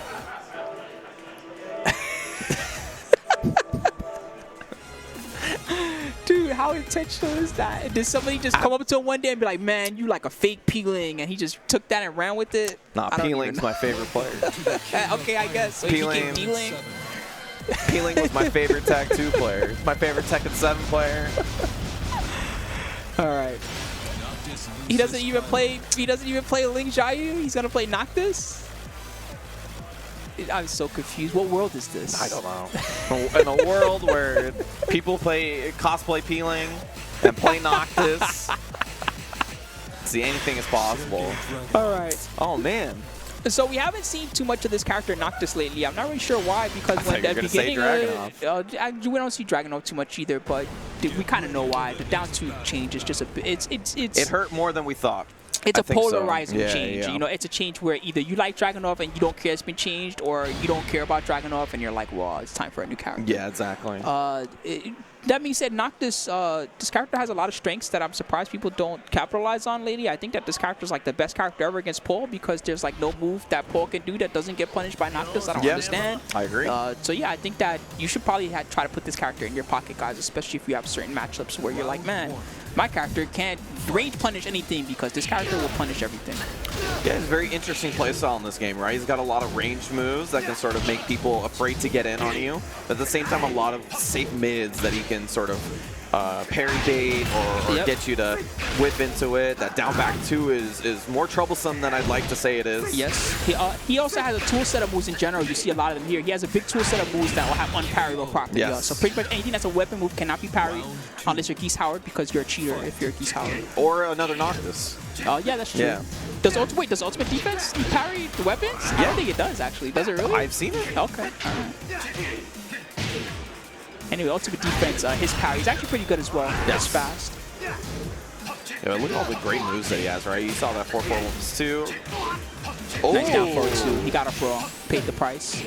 Nice carry. That combo got easier as of Season 2. Yeah, buff on the 4-4. Ooh, the running 2. No, thank you. Pretty handed first round, but then Whatzit Tooya takes it back. Nice. Down forward 2. Eat it. What kind of combo we got? Kept it basic. I'm okay with that. Okay. Oh, I see. He likes that for the down back 2 setup. Nice while standing 2. 8, 8, 8. It's always interesting to me to see the moves that other Noctis players like to use in their sequences. Like, I think down 2-2 sucks. I actually hate that move. But then I see, I think that was trash. But then I see a lot of other Noctis players that love that move. They think it's great, which interests me. And they use it well. It's not like they're using it crappy. They make it work. I just don't like that move personally. I hate that you can duck the second hit, even if the first hit hits you. That pisses me off quite a lot. Makes it a hard move to use. Absolutely, yeah. Against good players. Against good players, yeah. It's definitely one of those moves that I call like knowledge checks, where if you use the second hit and they don't duck it, you're like, oh, or if they get countered by the second hit or something, you're like, okay, cool, I get the party on you. But yeah, you don't know how to play against this character. Oh, the down back 2 whip, so unfortunate. And that's a great little low. He's like, word? Alright. I thought y'all said this character was nerfed. Dragunov take the first game for Whatzit Tooya. Like you were saying before, you know, before the change to down. Hey, how's it going? Before the change to down 2, he really didn't have a ton of lows to go to, right? A lot of his lows put him actually negative on hit. Sure. So he was, for the most part, lost his turn. Yeah, he had the slide low or whatever. That was slide one that I saw pretty good. Guys use a lot. They used to love that low. That was sort of the other low that you use other than down 2. But now as a character that sort of doesn't have that luxury anymore. So a lot of just poking, but. He's definitely different. I don't know how to class this character anymore, because the down, you know, it's just a move that, like I said, it's polarizing. And it was an important move, and those changes are significant. It's like Jack. With Jack, they can tag 2. His standing 2 used to be -1 or something, and then in 7 it became 0 or +1. I forget which one it is exactly. Probably +1 like everybody else is. And that made a huge difference. You know what I mean, for him for a long time. And in fact, it kind of changed how he played, because he finally had a 10-frame poke that he could just do without putting himself minus all the time. Or 11 frame, I forget. I think it's 11. Yes, it is 11. Yeah. Running 2. Yeah, now he's running with it. Everything's working out. Don't see like a lot of movement from D.Ling here. Yeah, it does. D.Ling's not really respecting the running 2 either. Like, he gets knocked down and he'll probably do running 2 again. Never mind, the wall's there. Oh, see, he didn't respect again. He just woke up while standing 2. It just happened to work out. Last hit. Down back 2. Ooh. Okay, nice. Waited. Up a little late there. Running 2 again. All right, now he's respecting. Nice duck. That's not safe. Give me your leg. Gotta worry about it. Yeah, no. You can't get up that way. Yeah. He's shaking his head about it, but no, you gotta get up properly, man. Or stay on the ground. You know, Dragon if you don't know what's going on. Yeah, exactly. Oh, that's the thing I breaking. think is still super strong about him. 4-1 being +8 on hit means you can do it for anything afterwards. Mix. Just rolls a little bit just rolled first. away, yeah. If you get up directly after that, down forward 2 is guaranteed for Noctis. Nice dog. See what I mean about the down 2-2? That's why I don't like that move. Oh, didn't get any wall hits afterwards. He might have been able to clean it up. Plus frame, just backs up. Running 2 counter again. Down 2. Oh, the ender. Oh, slow-mo to your toes. Unfortunate. Unfortunately, he got the wall splat and just couldn't find that hit that was sort of, you know, going to close out the round for him. But yeah, I think he was a little outmatched by his opponent there. Unfortunately, I think Tooya kind of had his number there. He got him with so many crazy running 2s, just like, okay, I know you're going to try to do something. I wake up. He tried to wake up Rage Drive and ate a running 2. Yeah. Yeah, you know. Good stuff to both guys, though. Props, yeah, of course. definitely. It's one of those characters I feel like is pretty interesting because he, you know, despite being a DLC character, being a new character, and being a character from a different franchise, he does have quite a bit of moves. He's fine. I think with some of the DLC guys, like him and I guess Armor King and some of the other guys, they're really overshadowed by the fact that Geese is like the greatest DLC thing like ever created for Tekken. I don't understand why he's so good, but like. It's like if you tried to tier all the DLC characters, it would be like Geese triple S, and then like A would be like Julia or something like that. Yeah, I think Julia's probably pretty up there, but honestly for me, it goes to show how crazy important or how strong it is just to have a good jab and a good down forward one. Right? He has one of the best down forward ones in the game. -1-0 on block, +7 on hit. I think his cancels are like cheating sometimes, to be honest, in Tekken, because it's like when you have bar, you just extend combos in ways that are like another character outside of like Eliza, who also has meter. Like most other characters can't extend combos the way that he can. Akuma, oh look at that, another meter character. Meter characters just have weird combo extensions that make no sense to me. Why does Akuma get full combos off jabs? It's amazing to watch. It's also like kind of scary. Like what? It's absolutely scary because I did -10 and I took 40%. Why? Why was that? Oh, never mind. The woes behind me. I took 60%. Okay.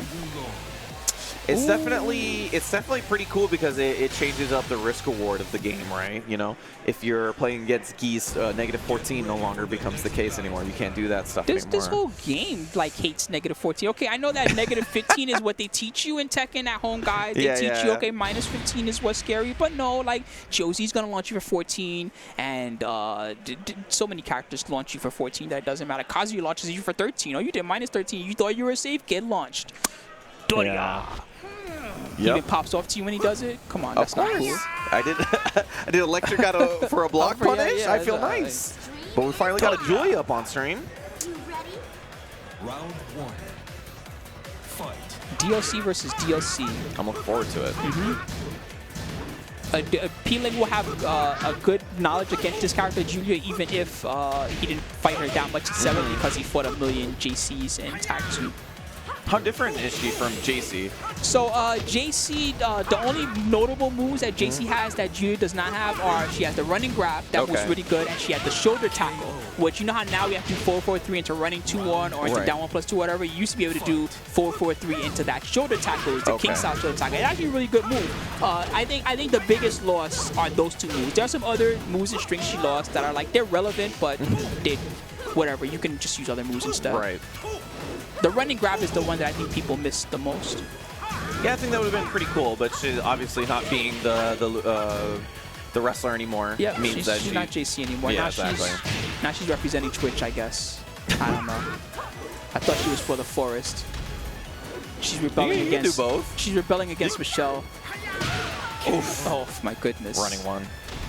Round 3. Fight. So it looks like he's trying to figure out what he is doing. It's been hard to pin P.Ling down, right? It's more like, all right, what I see from Segin right now is that he's doing the right things, but he's doing them kind of out of sequence, right? Like he did that combo to running 2-1, and he did like a war drums from a bad spacing for no reason. He probably wanted to do the war drums right after his combo, right? But he kind of messed up a little bit. I feel like his timing is just all like wrong right now. He needs a moment to recover himself. I think P.Ling does that to you though. He's plays Lei and Ling as evasive characters, right?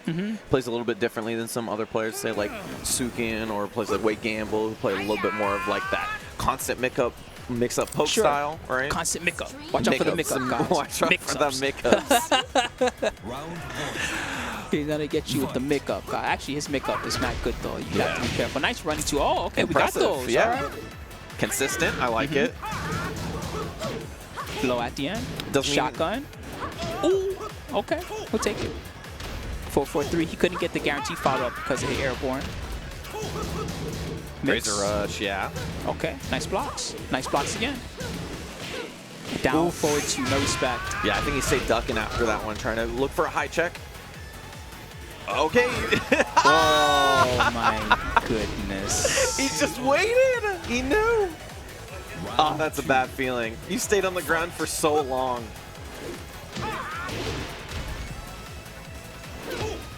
There you go. Man, P.Ling's making this character look great. I kind of want to play a set against him now. Money match me. I'm about to yell it at the top of my lungs if he wins. Yeah, well, all the Tekken players will have Saturday off. Yeah, so I'm looking forward to getting games with them. Me. Hey, nice one. Yeah. Two All sets. Right. He's starting to run away with it a little bit. But, you know, Segin was doing some stuff that was working, and he's kind of stopped doing it. Nice down 4-2-1. Hey. Twisted arrow cannon combos. All the damage. He didn't get a wonder, but that's okay. Oof. Nice while standing 3. Ooh, you gotta do it fast when you do the jab first. Yes. Okay. Low. Mix. Nice. Good idea. Just get away. You don't have to guess if you're out of space. Wave punish the second hit. Party Crasher. He's on the wall now. Oh no, couldn't get the combo off it. Got that rage. Could be useful in this situation. Actually decides to just get out of there and then goes for the low poke. 6 straight for P.Ling. He's able to take it. One. Move on through the tournament. So I got some advice for you guys at home for dealing with nuts like P.Ling, especially, right? But especially Lei Wulong in general, right? I find that with a lot of guys that have trouble with this matchup, one thing that you do is you try to observe what they're doing, right? So like they see him laying down, and they're like, okay, I'm gonna like back away and I'm gonna try to watch what's happening, right? It's actually kind of not a good approach. In fact, the guy that really taught me the best approach of fighting Lei Wulong was Wayne Gamble. And you know what Wayne Gamble says? He says, no, Spooky, you shouldn't try to watch his stuff and react. You should try to kill him before he can do that stuff. Right. And so his thinking is that you find your one move that will always OTG whenever he lays down, right? And anytime that you don't know what's happening, that's your go-to move, right? So with Jimmyjtran, 4-4-3 is a good example. You know, it's always gonna OTG, right? So if anytime that you're in a Lei Wulong situation where you don't know what's happening, there's a good chance he's gonna play dead or do a play dead stance thing. Right. Just always do 4-4-3, right? And if he does play dead, it's gonna knock him down. Now eventually you do that enough times and the Lei Wulong's not as tempted to go for his gimmick setups, right? And that's the point where finally you can start going for like your lows and your tricks and things like that. And I don't know, I find that helps a lot in general, especially like with the play dead stuff.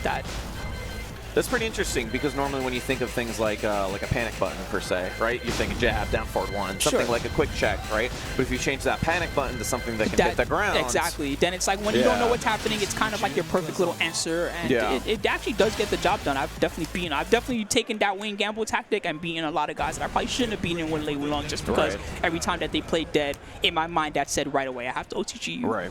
That's pretty interesting. Yeah, I'll definitely have to work with that myself. But we're going to get this one there. Another Noctis up, another Jin up, but this one's familiar. Runitblack back up on the stage.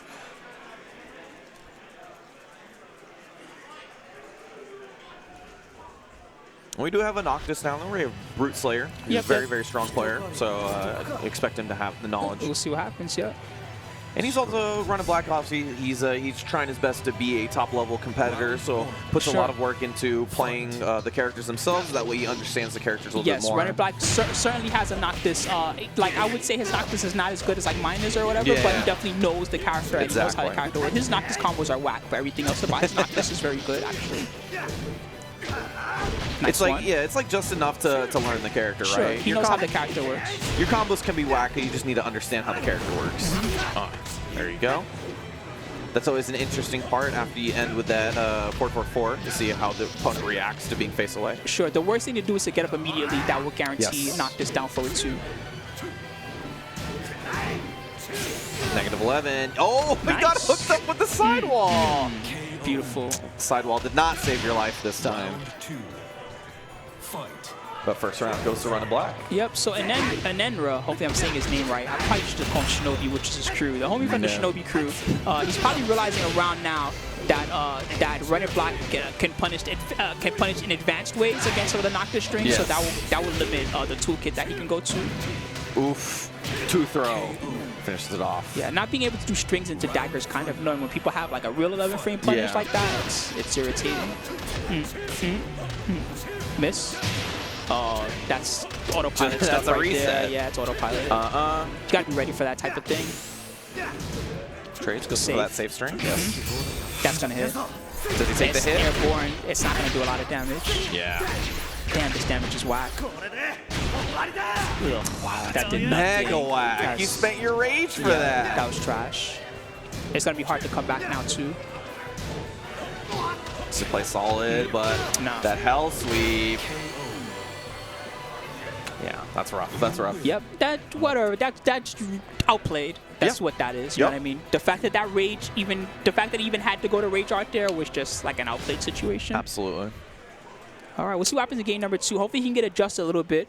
I don't see some of the toolkit that would be really good. Like if it was me at this point, my thing would be spam 4 for 1+2, spam down for a 1, spam down back 3. I'd probably just do those 3 moves over and over and over again and see which one of them I can get the counter hit on and go from there. Keep it simple. Yeah, exactly. Yeah. Versus I feel like Enenra is getting a little advanced here, and it's not working well for him. He's just getting mixed.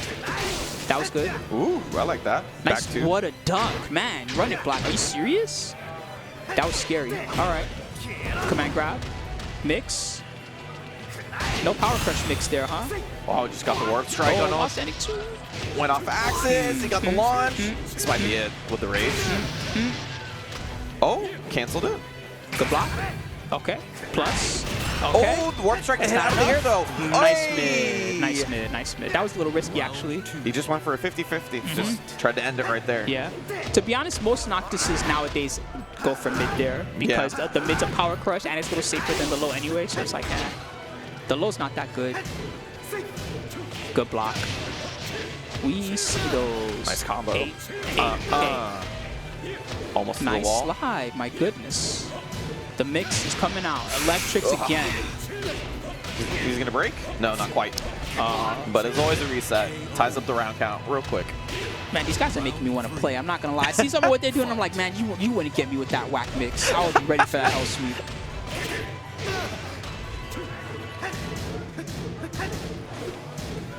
My favorite scene in the old Street Fighter 2 movie is it's Balrog, and he's watching Blanca and Zangief fight, right? And in the middle of the fight, Zangief spinning power drivers Blanca, and Balrog gets so hyped that he like breaks his own shirt open just from like flexing, just like, oh. So you can watch your boys. Oh, okay, that's a good starter. Dash up 4-2, yes, we got these. Oh, nice, real combos. If he had done 3 instead of 4, he could have gotten the 1 there, but that's okay. The damage is still great. Nice block. That's okay. We'll take it. We'll take it. That is a punish. That is a punish. Yes. Start off with that. Demon's Paw gets in the wall spot. He's able to pull off for a full combo. Drop the ender. Oh, that might hit. That might hit. Yes. That move sucks, to be honest. It's not very good. -26 on block. Is -18 on hit. You just have to find the thing that will track. My problem with it is that it doesn't actually avoid anything. Like if it was that you threw out a jab and he would like go away from your jab, or he would step your jab with that, then I think it would be cool, right? But no, actually, if you jab there, you'll actually hit him, or you'll throw him even sometimes or whatever. So it's pretty poor. It's one of those things you just kind of catch people off guard, right? Like it's like, oh, I kind of want to get off the wall, do 1-2 teleport over. And it's like if you get away with it. What I do with that move when I do use it, okay, and I use that move sparingly. When I do use it, what I do, right, is that move actually puts you in full crouch. So I do it, right, and then I do either full crouch down forward 2, or I do while standing 2-2 really quickly, and I catch them trying to jab me or something, I go under their jab, right? But even then, that's something that I'll do like 1 in 5 matches or something. That's a sometimes food. Yeah, exactly. Right. All right, so guys, we got one more coming up in this pool 1 set, or this pool 1. We got more even. I'm kind of lying to you guys, to be honest. But we got one more before we take a break for a bit, if you will. It's going to be Kawaiifacemiles up against Ghodere. I probably said his name all wrong, but this is another guy that's been around for a long time. Yep. And to be honest, they might actually be evenly matched. This might actually be super close because they both, as far as I know, they both been playing around the same amount of time. You know what I mean? They both like old school Tekken lovers. They've been really doing their thing. Yeah. Anyway, we'll see what happens. Yeah, definitely. So a little bit of a treat though, as we get to see some Lee play in a second. So he's warming up the fingers. Hitbox player. It's necessity to play Lee apparently. The character is very difficult to play, so I mean, the hardest from what I see is he has the extensions where you have to do sidestep back 3-3. I want to say as the input, and those are really difficult. I'd imagine that's easier on a hitbox. Yeah. Hitbox probably 10 times easier. Yeah. But yeah, those sidestep, that's part of why I don't try to play this character. Like I've tried him before, and I'm like, man, this character's so awesome until I try to do I try to do any counter hit in the back 3-3, and I'm like, well, never mind.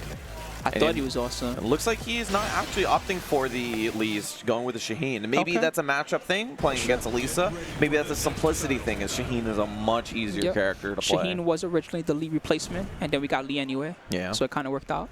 We got a new character, and we got Lee. Awesome. But he is a phenomenal character, right? He's a character with a lot of good pokes. He's got a character one of the best hop kicks in the game. Cool as hell. When I first saw him, I was like, this character's sick.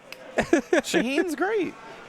I used to love the rage art. He like climbs on you and then he knocks you down. Dumb block. Dude, I love it. I just think that looks sick. I love it because it's snappy. It's not like it doesn't take forever like some of the other rage arts. Yeah, it's just I used to boom. love this combo's whack now. Nobody does it anymore. But the old combo used to be you would do 4-1, 4-1, 4-3. Yeah. You do ha ha. Yeah. I just look stage kicking the hell out of you. Miles versus Ghodere. This is definitely gonna be a skill matchup. Oh my goodness. So much high level in that one sequence. On the wall though, this is scary. This Nice is where you make the comeback. Follow-ups. Mix. Ooh, she still got rage. She still got rage. Oh, Yeah, nice low. Round 2. It's the first round. A lot of good sidewalking already. This stage is so dangerous too. Combos just don't work half the time. Man, his spacing has been really good so far. She's been trying to bait him into like jabbing or moving forward into her strings, and he has not. It's not been once. Down for 2. No splat. Hot kicks. Eat it. No. Missed combo. It's okay. We're still okay. Missed the wall standing 1. Hops. On the wall though, Ooh, so not drop a lot combo. of damage. Man, that's okay. That's okay. Yeah. The wall hooked her up in the first wall, place. man. So. You just said it. The wall. The fact that she's even still alive is thanks to that wall, so Yeah. we'll take it. Oh, that's screwed. That was fortunate, actually. Full combo. She tried to freestyle. 1-1. Shoe shine, nice block, no punish. Wrong punish, actually. Oh, what? It broke the armor. That was crazy. Did it break the armor? I don't even understand what just happened there. That was wild. Was it that he broke the armor, or was it that the rage drive just Do rage drives do that? I thought it was I just don't rage know. drives. That was weird. All right, I don't understand what just happened. That was kind of crazy. Hop kicks. All right, gets the combo this time. She's really behind the momentum right now. That's the problem. Ghodere has been playing real smart this set. Mid. Wow, he stepped out of it. That's crazy. Very nice. His backdash is clean.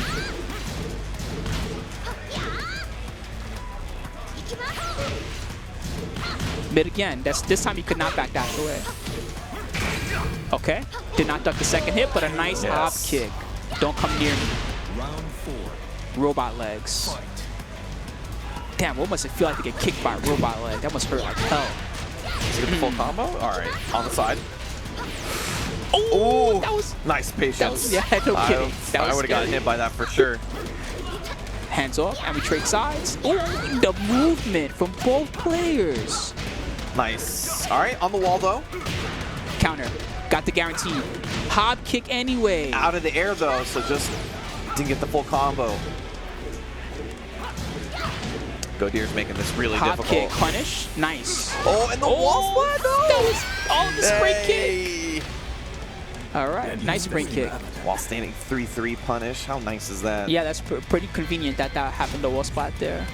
So you were saying before that was not the right punish for shoe shine. Is that -12 then? I think it's 12. Okay. I think I could be wrong. Maybe it is the right punish and you just did too late. Maybe. Yeah, it could be right. Switching to Lily though. Tekken chicken. Tekken, yeah. I'm about to T7chicken.com, I'm about to guys. chicken it up. The new beta's out. Make sure to check it out. I use that all. Okay, I will tell you straight up that 90% of the reason this is real. Okay, 90% of the reason why I changed phones is so I could download Tekken Chicken. Okay, I was using Windows Phone. He doesn't make a Windows Phone version because nobody makes Windows Phone stuff, guys. Only idiots like Spooky use Windows Phone. So anyway, yeah, I had to get a real phone just so I can get Tekken Chicken. I'm dead serious. The other 10% was that I wanted Google Fi, but really 90% of it was Tekken Chicken. Not gonna lie. Honestly, the coolest thing about it is that it has GIFs now for all the moves. So it's like if I don't know exactly what something looks like, it's like, you know that every conversation that Tekken players had where you're standing in a circle and you're like, you know that move, and then you act it out. You're like, you do this into this. Like they try to describe what it sounds like. It looks like a wall standing 4 into a 1+2 or something, and then someone goes, oh yeah, that's wall standing 3-4. I don't know. Anyway, he's changed it up to Lily. That's Miles has changed it up. Excuse me. She's changed it to Lily. Let's see what she's got. Nice 4-4, 8. Man, that hurt a lot. Slide. Slide doesn't take the guarantee afterwards. Hit him out of the air. Hop kick, no go. Down forward 1, finish it off. And you are right, by the way. It is negative 11. It's only 11? It is 11. Okay, wow, all right. Dang, less than I thought. I thought it was 12. Oh, jeez. Shoe shine's pretty good. But we're switching up to Lily. Character can be pretty scary on Forgotten Realms. Hop. She used to be scary on the stage, at least at one point in time. You know, I've tried to find old YouTube videos of her doing the infinite floor breaks, but you can't find the videos anymore because they're so old. Damn, this stage used to be stupid. This stage is still stupid. You just gotta play the right character. Oi, orbital. Downstairs? No, he wants the wall. Didn't get it. Rage drive, no dog. Man. I wonder if he could have extended the combo with the Rage Drive, but not like it's going to matter because he is up, still got the win. I feel like there's a lack of experience there for Miles against Shaheen, though, because that down back 2, right, when you see that, there's only 2 options, down back 2-1, and then there's down back 2-4, I think, which is the Rage Drive. They're both high. So when you see down back 2, if you duck after, there's no option that Shaheen can do that will actually hit you. Also, it's Shaheen. As soon as they get Rage Drive, they're fishing with that down back 2. So whenever you see a down back 2 and you block, you really should just duck after because it doesn't matter which follow-up they choose. If they follow up at all, you're gonna get a chance to punish them. Hop kick. Hop kick. Downstairs. There you go. Nice. Ooh. There you go. Nice sequence there. Round 4. There you go. Don't have to worry about those floors anymore. It's a pretty big stage down here, though. Throwing those crush mixes out there. I will say, though, the Ghodere looked pretty comfortable playing, you know, about half screen away from her. She's just been content with just letting her run in and try to do something and then punish her afterwards. Like that there. Yeah, exactly. He's back and forth. Hop kick. One of the best in the game.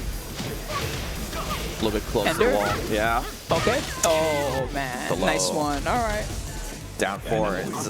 Ghodere moves on. I believe the way that the brackets work is that he probably has to play one more in order to get out, because I believe they were on the same side. I could be wrong. But one way or another, probably puts himself in a very good situation to get out of bracket. Yeah. So good stuff to him. Yeah, so props to Ghodere. So props to Ghodere, of course. Yes. You know, he did really well. Props also to Miles, who will still get a chance in the losers bracket. And yeah, that was a good set.